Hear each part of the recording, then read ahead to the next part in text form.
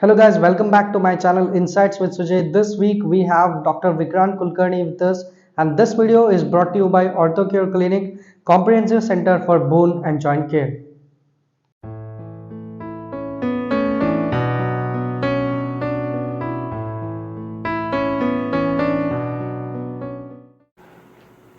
So yeah, welcome to the show, sir. Today I have a new guest with us who is a doctor, an orthopedician, and a very famous orthopedician of Kalburgi, Dr. Vikrant Kulkarni is with us.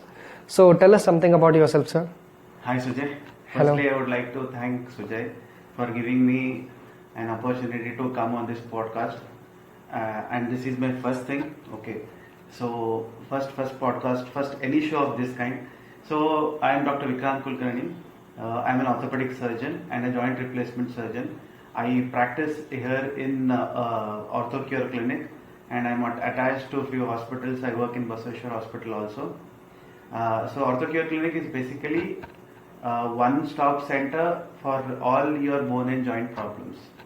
Okay, so that was pretty inspiring. So like there is like everything myth, it's everything in the medical whole journey. There is a myth like medical is tough and we can't crack medical. Nowadays it's become a very for parents and students, both of them, it has become a very hyped topic of every Indian home.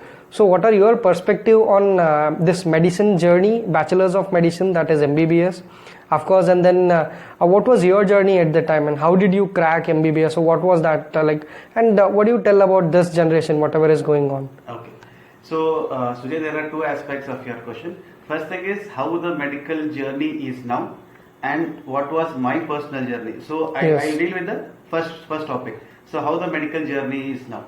To be very frank, it is a very long journey. Okay, it requires a lot of mental pressure. One requires a lot of mental pressure to sustain the journey.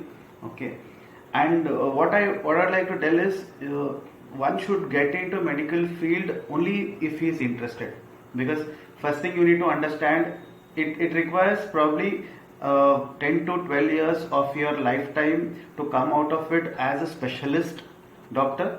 I'm not telling only about the MBBS, because doing MBBS at this point of time is not sufficient. Okay, you need to do something extra. You need to be specialized in one particular field. Let it be whatever it is, but you need to be specialized. Otherwise, doing MBBS is like only half journey. So what I tell now is, if at all one guy is interested in MBBS, he or she should be mentally prepared that this is a long journey. Okay, you can't break down midway, because definitely yes, because that is not an, like if we take engineering as of now, there are lakhs of engineers that are being produced every year, and now engineering degree have become just like a household work. Anybody does the engineering, and then only people who are really reputed, who study in the reputed institute, whatever it is, like IIT or NITs or whatever. In that case, what is the journey in medical? Like, do you really need a reputed college to get over these things, or how does it work with MBBS? What I can tell you is, agree that all government colleges are good colleges. Okay. Because see, government colleges mainly have a lot of patients. Okay, compared to private colleges, the number of patients in government colleges are more. The study material will be more. Naturally, the professors or the teachers who are employed there are slightly better to the private colleges. But then again, it's not that great a difference like in engineering, because in engineering you have this campus thing. Yes, okay, definitely, yeah. Because here it's not like that. The only thing is, students, they study there. Only thing is what they take up from the college, it matters. Okay, a good student can be a good doctor even he comes from a private college also. Similarly, a student who is average or below average, he may not perform or he may not become a successful doctor even he studies in a government college also. Okay. Basically the bottom line is, there's not much of difference as compared to engineering. Okay. But engineering, it's like when we come to the campus life and chilling and all, engineering is very kind of random stuff, as I've now recently graduated. But these 4 years were like first year, probably it would be a bit tough. But after all that and all, we'll be every day is like an enjoyment, and we really enjoy a lot. So this is like my personal question. So my personal question is like there's like myth, okay, that every degree enjoys and only medical students sit and slog and study. So what is your view and how was your medical journey according to you?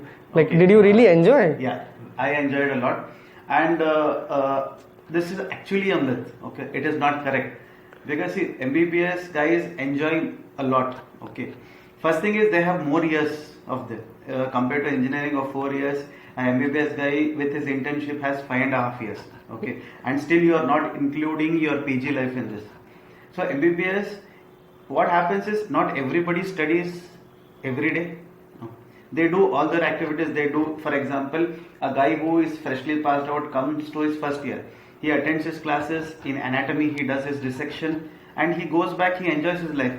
And it's not like you're studying daily, and it's not like everybody needs to slog daily to get to pass the exam or to clear the exam. Yeah, what I can tell you is engineering student or engineering guy studies probably 1 week before exams. Definitely, yeah. No, one day actually. I study one day before. Yeah, but in case of medicine, you have to study probably for a month or so.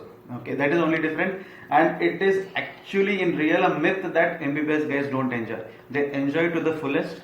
Okay, even the campuses, and compared to engineering, there is still ragging. Okay, to some extent, not completely, and it is not a negative ragging, it is a positive ragging. Okay, so the relationship between the juniors and seniors once the first year is over is very very good. Okay, so the students actually gel along, bond along very nicely with their seniors, and the rapport is such that those are the guys who help them at the time of exams. Definitely, yeah. That's much inspiring. As you told that, like you have to study at least 1 month or 2 months. Actually, to be very honest, recently in the 7th semester, I guess I completed my cousin's wedding. The same day, I had an exam at 11 o'clock. I started studying at morning 8 o'clock, and then somehow I passed that subject also. So that is so much kind of chillingness in engineering. But rather than engineers, like it's okay, like engineering is a very different thing, and they say that doctors is like very noble profession kind of thing. Yeah, the profession is noble, but one thing I would like to tell you is probably you are very intelligent. You are not accepting the fact, or you are not able to acknowledge that you are intelligent. It's not everybody's cup of tea that you study for 3 hours and clear an exam. Okay, that is one thing that is regarding your perspective. Yeah, doctor profession is always noble. Still, people, in spite of all the arts, in spite of all these disturbances which are happening in the real life, like people are suing doctors, there are a lot of mishaps happening in the medical college. The attenders come and hit the doctors or the interns or the students who are studying there. Still, it is considered as a very noble profession, because here you are dealing with a life. Okay, once you see the satisfaction of saving a patient's life by doing any procedure. For me, it is an orthopedic procedure. For example, a patient comes to you, suddenly he has come to you after he met with an accident. He comes to you, he'll be bleeding. Okay, and if you don't address him, he'll die probably in an hour or so. Definitely, yes. Yeah, but at that moment of time, when you do all your activities, when you ultimately save his life, that satisfaction for yourself is entirely different. That no money can buy that satisfaction, first thing. And even the satisfaction which you give to the patient and the attenders, okay, that time you feel that yeah, this is worth it. This stuff of, or this happiness of 10 minutes for yourself and for the patient and the attenders is worth slogging for 5.5 years. That is what I can tell you. Yeah, definitely yes, because money does matter, Yeah. but still, the noble profession thing, you really explained it really well. Money in our profession comes very late. So I think the opposite of what happens in both of us in engineering and medicine is, so medicine guy, he takes a lot of time, especially if he is a surgeon. I am a surgeon. I take a lot of time because everybody wants to get operated by a senior surgeon, by an experienced surgeon. So you get your name and fame only in your 4th to 5th decade, only in your 40s. Okay, but once you get that, okay, and there is no stopping unless and until you decide, no, I have dropped my knife. I don't want to do further surgeries. But that is not the case with engineers. You guys rise early, but then after some sort of time, you guys reach plateau, right? Because this is what my friends tell me, that now once they reach to one particular point of time in their careers, there's a plateau stage. Yeah. They're Engineers time, will be like stagnant at some point of time. Like for example, if unless you have something of your own or any idea, rather than being just an engineer at one company, I guess the topmost position of an company can be CEO. If a person becomes a CEO at 60, it's well enough. He have enjoyed his life all throughout. If he becomes CEO at 30 only, that too in somebody else's company, then he won't have any happiness in life. You have to search for some other happiness in life. Correct. This is all part and process of life. Like you have to enjoy every process. Correct. Each promotion or each deal, that everything gives an happiness. If you achieve everything so quickly, then there's no meaning of life itself.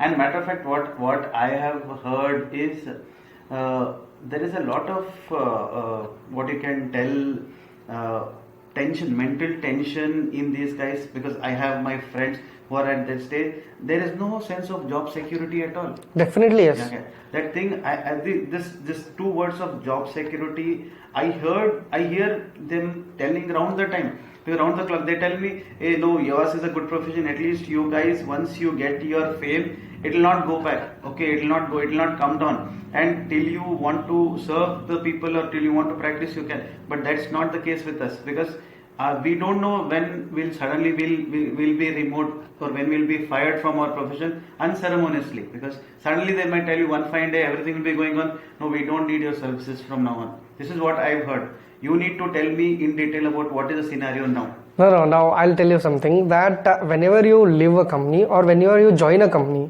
let's take from the beginning, then you would be stagnant to one single domain. For example, if you're back-end engineer, then you will be back-end engineer itself. And then that depends on, the stagnant, and you in IT, it is like you have to have more knowledge. If you want to become the CEO of the company, you have to handle everything. You should know tech. You should know the tech. You should know how to manage the people. If you are like, and it's very competitive nowadays. Correct. People like us are running startups like that. So this thing. So we are just very small age.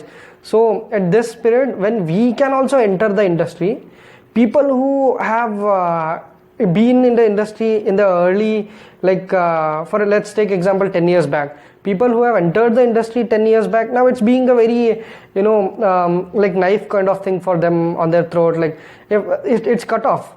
If you don't upgrade in the IT industry, you won't work for anybody. That's different case if you have something of yourself. In IT, it's like people don't believe you at first. Like for in my perspective, doctors, lawyers, and businessmen are one and the same.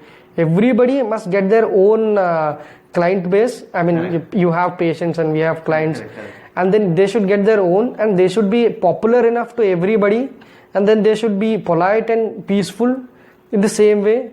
I don't know about doctors, but lawyers, but doctors and engineers are like but same itself. The people who run the company, and not only company, you take any business, you have to be polite, you have to go with the people and take them all, then only you can build something successfully. And in the same way, you can run the clinic only if you are very nurtured to the people, and if you really get them a family feeling, then only people shall come. And nowadays there is so much of demand for everything. You get so many doctors, you get so many companies.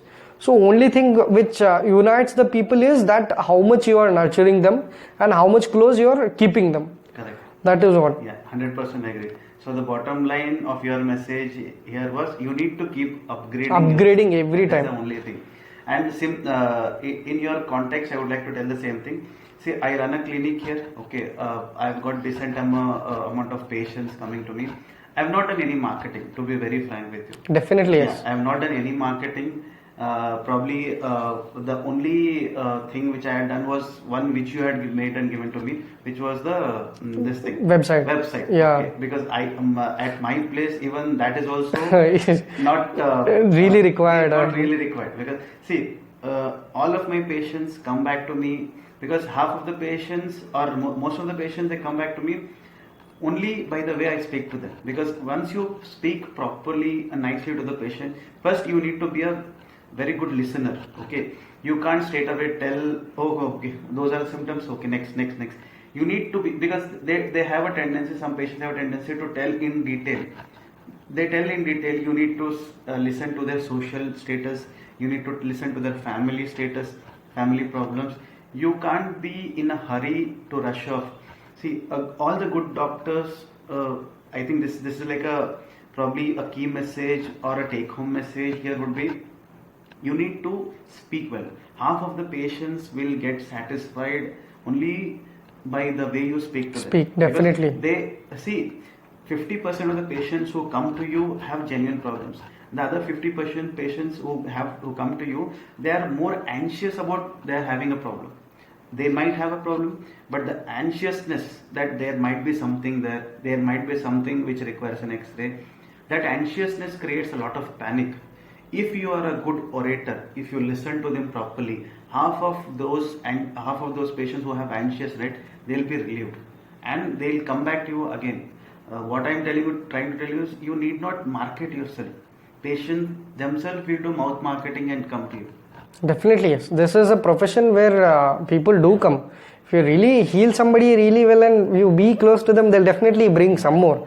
And then I have really another question, like there's Ayurveda, there is allopathy, and there is homeopathy. Maybe different forms also. I know only 3 of them. How do you differ the allopathy rather than Ayurvedic and homeopathy? Because as according to my little experience, what I've told is, some of the relatives which I have seen, they prefer Ayurveda rather than allopathy, as it's bit costly. Okay. Rather than being this thing and very small problems, they go for homeopathy. Correct. So what is your advice, being the allopathic doctor, to the patients maybe? See, being an allopathic doctor, I would be biased telling that other forms of medicine are not good, because see, I'll be biased. All medicine forms are good. Even all the forms, it may be, see, some which you have missed is like Unani. There's Unani, there is naturopathy, there is homeopathy, there's Ayurvedic, because everything has got its own pros and cons. Yeah, its pros and cons are there, but its own way of dealing with any disease. Okay, so what I would like to tell you is, whenever there's an urgency, okay, allopathy always comes first. Suppose there's an urgency in that you want a pain to get relieved, or you want some condition which you need to be treated surgically. First thing that comes is allopathy. Okay, because there's the only thing, cost is there, but cost always comes with benefit also. Okay, that is the only thing. But in general, all the medications and all the forms of treatment are effective. Again, I would not like to comment that allopathy is better than anything. It's again personal choice. But all forms are good. But what only depends on the timing. Timing and what type of, if it's an emergency scenario, always allopathy comes first. Okay, that is the only thing I would like to tell. Definitely, yeah. So this might be the context of the insights today, because you have got the insights that we have biased here the Ayurvedic and homeopathy and allopathy. You can get the insights from the doctor anytime you come. So now we'll come to your personal life. Okay. So how's your personal life going on? And as I've seen that madam is also a doctor. So how did it start? And okay, see, I think one part which we have missed is how the MBBS life, my personal life. Yeah. So I had gotten to the MBBS through entrance only. We had this CET, I guess. Okay. No NEET was there, right? That time it was CET. This is probably in 2005, some 18 years back. So I had gotten into through the entrance. Then we had I graduated from Gulbarga only. So we had a lot of fun during MBBS. So I met my wife when both of us basically are batchmates. Ours is a love marriage. Okay. But the interesting part here was, because you are asking the personal part of it. Definitely, yes. We do need that part also, right? Yeah. So the interesting part here was See, generally, if you go and by this line, if you take these guys in a relationship, they love marriage. First thing that should come to your mind is that both of you have studied together, might have roamed around. Definitely, yes. The thing is, to be very interesting, I never drank a cup of coffee with my wife now, or that time with her ever in the MBBS life. Okay? That's so sweet, actually. Yeah. Never. And we used to never speak with each other. It was only at the time of a convocation that I got to know that through a common friend that she also liked me.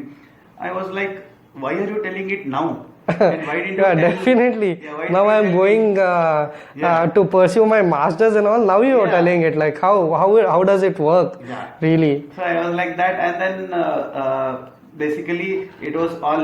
And then I approached her. She was like, "We can't do anything." We started studying for our entrance, so we studied for our PG, and then it was all well taken up by our parents, both of our parents.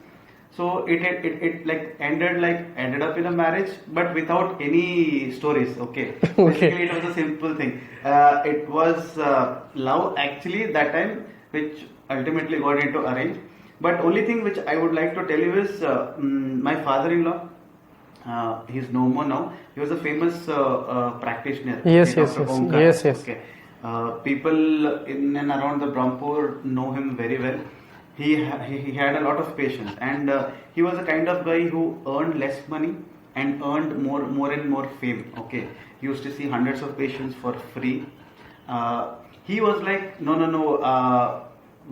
The guy whom I am giving my daughter has to have a PG degree. Okay. Oh, okay, okay. He was not ready. If I was only an MBBS, so this was the reason that You- I had to study. Okay. You cracked the PG. Yeah. And I had only probably a month or so for the PG. Okay. I cracked the PG, but then it was a two-step process. I did the D ortho and then did the DNP. Otherwise, you could have done straight away masters. Okay, this was a two-step process. Okay.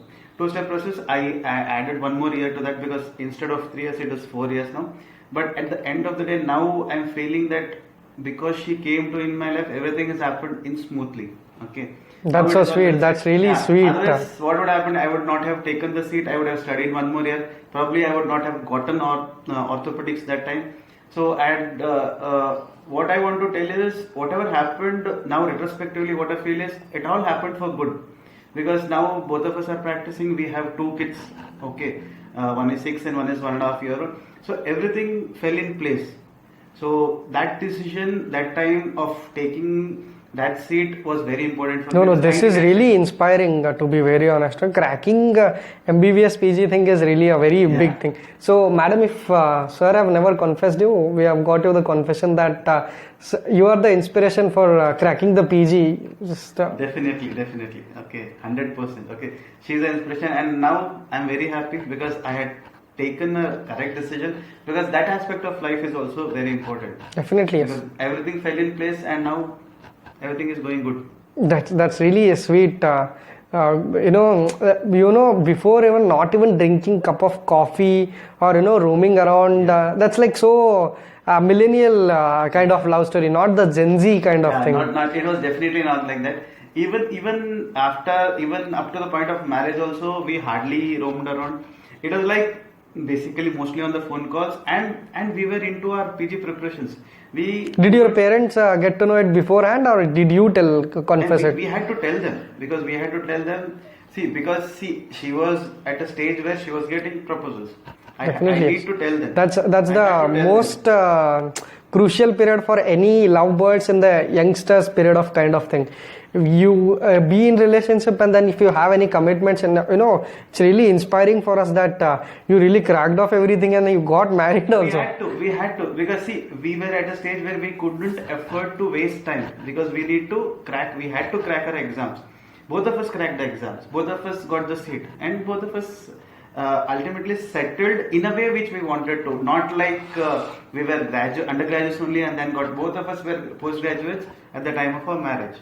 What was the good part was, both of our parents supported us. and they were happy that they also got what they wanted at the end of the day. Definitely. No, now any parents would definitely accept if both of them are doctors and PG degree holders. That's really a very big thing for any. Not only this, the family is really would be definitely proud of you. Okay. Yeah. So, Yeah, okay. So like next, after everything, our marriage and all, you came to Bangalore, okay.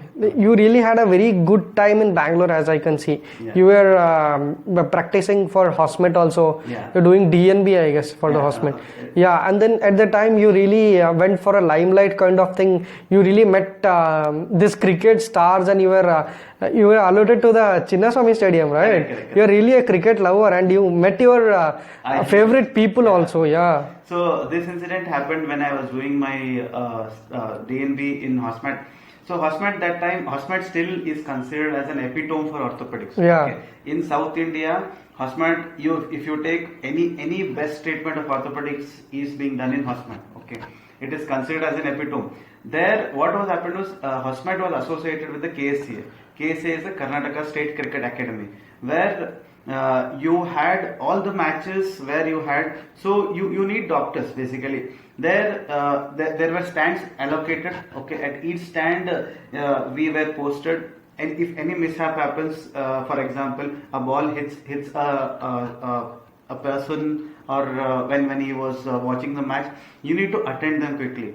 Okay, so we were associated with the KSCA, so we had these cards. Okay, you had access to all the stands, be it the pavilion of the all the cricket stars. You had access. I have personal photos with all the cricketers, even Dhoni, Kohli, Rohit Sharma, all of them. So it was a good time, and even they used to come to our hospital. They used to have this routine checkups, the bone density checkups, all those things, the routine tests. They used to come to the hospital. So had those 2 years was very good. Okay, I'm a cricket fanatic. I love cricket a lot.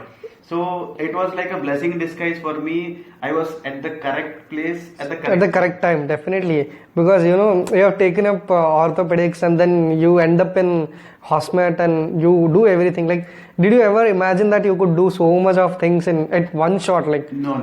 It was not. It was not planned, and I never imagined. I never imagined that I would get into Hosmet first thing, and then once I got into it, I never imagined I would take up so important nuances or the important learnings from there. It was all good. Yeah, I hope those years were really blessed. Some people would be having the best years of those lives. So I guess that's the best year of your life. Yeah, definitely. So like the next thing is, I want to ask you, what is the best operation or you have done ever, and you're really satisfied by that? Apart from everything you do it, I guess, every day, or maybe every alternative days also. So which was the best one, and you were satisfied with that? So see, thing is, for us there is no single surgery which is the best. Okay. Because see, all the patients come with pain. All the patients have a lot of problem when they come. And personally, what I would like to tell is, when I was doing my initially when I was working in SA, I had one polytrauma patient. Polytrauma means he has multiple bones fractured. Okay. He was literally crippled at the time because he had arm fractures, both forearm fractures, leg was fractured at 2-3 places. So I performed multiple surgeries on him. Okay, but at the end of 3rd month, he was walking to me. Okay, he came himself walking to me with both the arms swinging. So at that moment, I felt this is worth it. Okay, this guy, because for him the survival was the first thing. He survived. We did all the surgeries to him step by step, and by the end of 3rd month or so, he came walking to me. That feeling was good, and he was like, literally, thanks doctor. Today I am at this stage only because of you. That sentence was very inspiring. Definitely, yes, definitely. Whatever you do, that should be worth of something, right? So I guess this was the moment for your life, like. Yeah, that was good. I got many moments such as many like this after even small surgeries also, but this was kind of very good to feeling for that. Now, like, I have a general question. Now nowadays youngsters and all sit in the home all the day, in the need of work from home, what we call it. Not only youngsters, so people between mid-age, between 18 to 40. So they sit in the home and then they start doing this back pain and all dramas. That so what is your advice to them not to have like some exercises or whatever Correct, it is? correct. Okay. So what I would like to tell these guys, see, 30 to 40% of the patients which I see daily have come to me with this occasional back pain, this neck pain or knee pain. See, most of it is because of inactivity. Yes. Okay. What see the proper what I say the messages which I need to convey through this podcast is 3-4 important things. Is you need to eat proper. Okay, your eating habit should be homemade balanced diet, balanced food. You need to have a proper 6 to 7 hours of minimum sleep, sound sleep, one sleep. Okay, and then you need to exercise vigorously for about 45 minutes a day, 5 days a week. Okay, 45 minutes a day. You do whatever you want, be jogging, cross trainer, swimming, cycling, whatever you want. See, but you need to sweat. It's not like a joyous walk. With Maybe walking is also okay. Breast walking. Walking I consider as a good exercise after above 50 years of age. Okay. See, people in their 30s and 40s walking, okay, you can start with walking, but you need to slowly upgrade to slow jogging, medium jogging. See, because walking also you need to be so fast that you need to cover a kilometer in 10 minutes, in probably 10 minutes of time. So in half an hour's time, you need to at least walk 3 kilometers. So what I need to tell you, what I'm trying to tell you is, see, 45 minutes of exercise you need to do daily. You need to sweat daily to keep yourself fit. Okay, what are the good things that happen is, see, with exercise your muscles tone up. See, why I'm telling you is on a personal experience. I exercise daily, at least 4 to 5 days. Sometimes when your surgeries, when you're busy, you can't do. But I exercise daily. At least 5 days in a week I do jogging, okay, at a good pace. So what I feel is I don't get these occasional knee pains, back pains. So I get a lot of patients, especially of IT sector, software, so at bank employees who have sitting job, they just sit in front of the PC and they get all sorts of muscle pain. Definitely, yes. See, if you do the exercise right, the muscle tone of your body increases. Once the muscle tone increases, the load on the joints comes down. And then maybe my other perspective is like people eat a lot and then they don't burn the calories also. They just eat and sit in front of PC and gaming, and that is the other. Eating and gaining weight entirely depends upon the person's metabolism, right? But then again, as I told you, eating is very important. You need to eat a balanced diet, but more than anything you need to be physical active. There is no other alternative other than being physical active. Okay? So would you think that this being inactive and lazy and being like just sitting in front of computer would lead to diabetes, early age diabetes? 100%.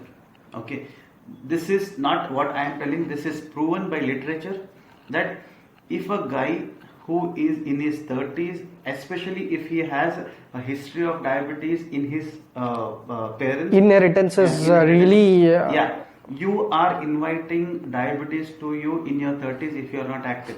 No, 30s is like really far, I guess. For this generation, 20, 15, really. The second and third decade. But what I am telling you is, see, you can still get the diabetes even after doing exercise also. But the thing is, if you are not doing, you will definitely get it at an early age.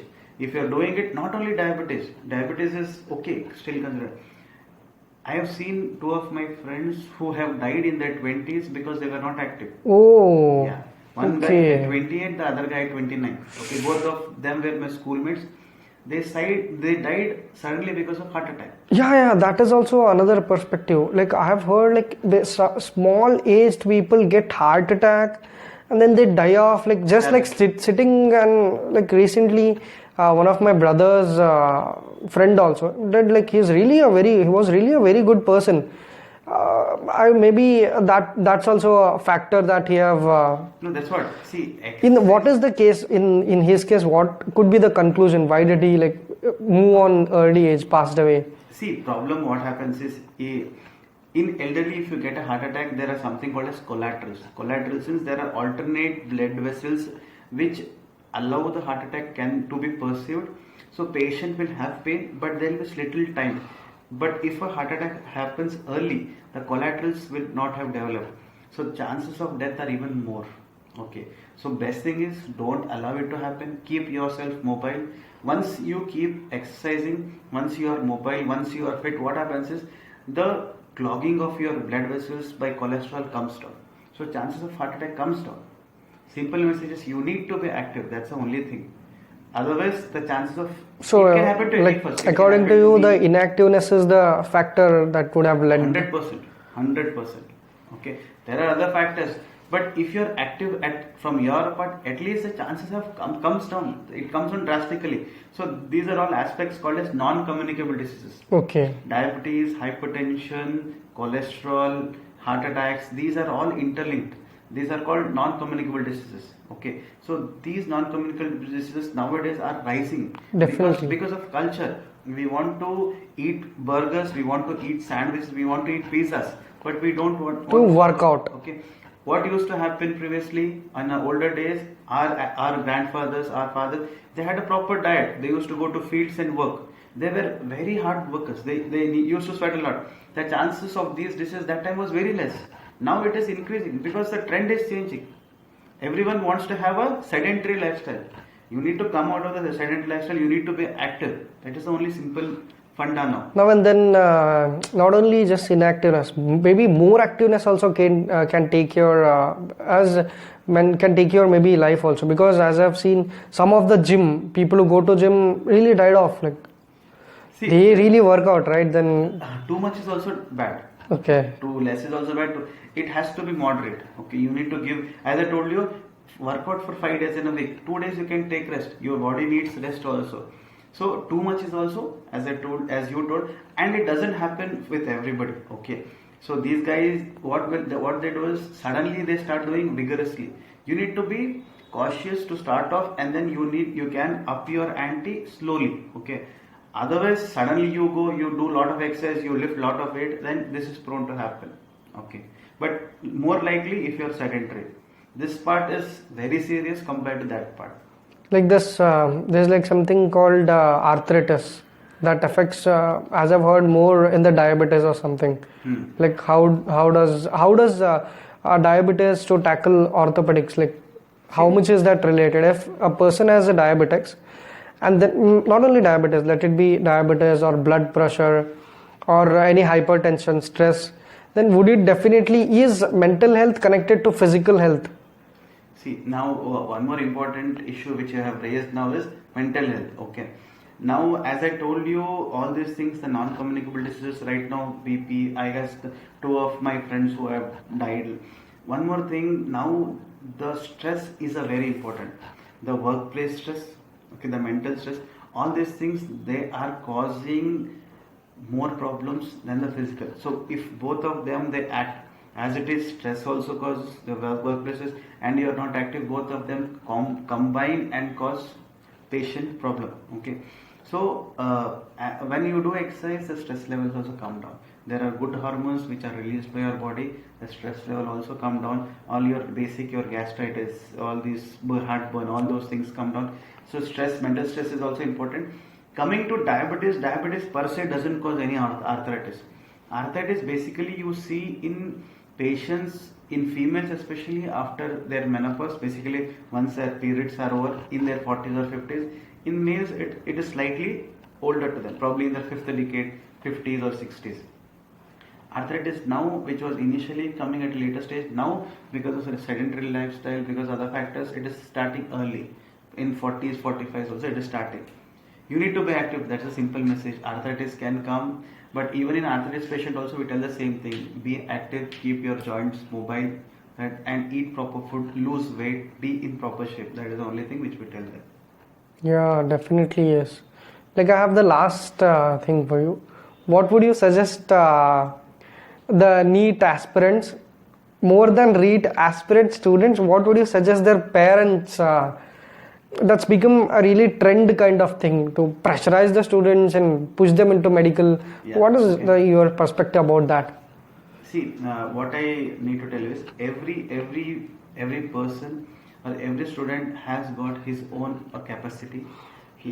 And don't what I would like to tell the parents is, don't force the students or their children to get into medicine because they like medicine. It's not like parents wanted children to become doctors, so don't push them, because that should be the last thing you need to do, because the child will be very stressed out, because as it is taking medicine and handling the stuff, pressure medicine is itself difficult upon them. If you take a child, if you push a child who is not interested, it will be burden on them. They will not be able to complete the course. And now the trend is people are admitting on donations. That is the last thing you want to do, because medicine as it is a lengthy process. You don't want to invest, because there is no easy returns, there is no quick returns. Even if you have money also, don't invest by putting a lot of money in your child. And medicine should always be taken only if the child is interested. It is not parents' choice, it is the student's choice. Yes, and then the other factor is not only if the parents are interested. The other factor is, if the student is really doing well in the academics, then he is pushed into medical, stating that he can do, and that's really a pressurizing thing. Maybe those people who are really pressurized can't be good doctors, according to me. No, see, you can't really tell at this stage. As I told you, by 12th, a child gets a clarity that what he wants to do.